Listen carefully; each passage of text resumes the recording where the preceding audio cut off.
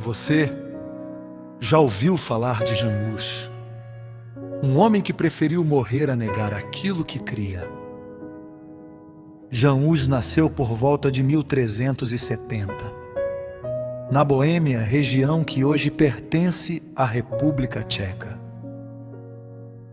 Foi sacerdote, professor e um grande pregador em Praga.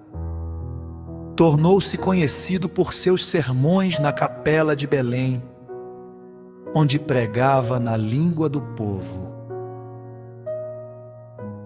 Hus denunciava os abusos e a corrupção que enxergava na igreja de sua época e defendia uma profunda reforma espiritual.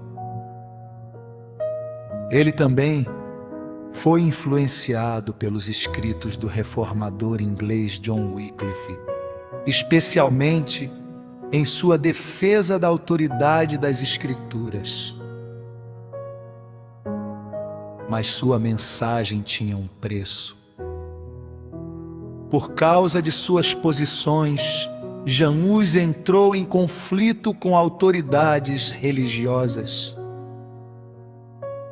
Em 1414, foi ao Concílio de Constança acreditando que teria a oportunidade de defender suas ideias. Mas acabou preso e condenado por heresia. Em 6 de julho de 1415, Jean Hus foi queimado na fogueira. Sua morte, porém, não apagou sua mensagem. Pelo contrário, seus seguidores deram continuidade ao movimento conhecido como Hussita.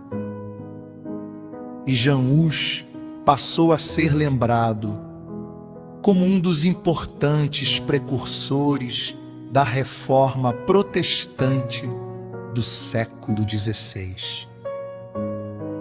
A história de Jean Hus nos lembra que defender aquilo que acreditamos pode exigir coragem e perseverança. A fé verdadeira não é apenas aquilo que dizemos quando tudo está bem. É aquilo que continuamos defendendo quando somos colocados à prova. E você teria coragem de permanecer fiel à sua fé,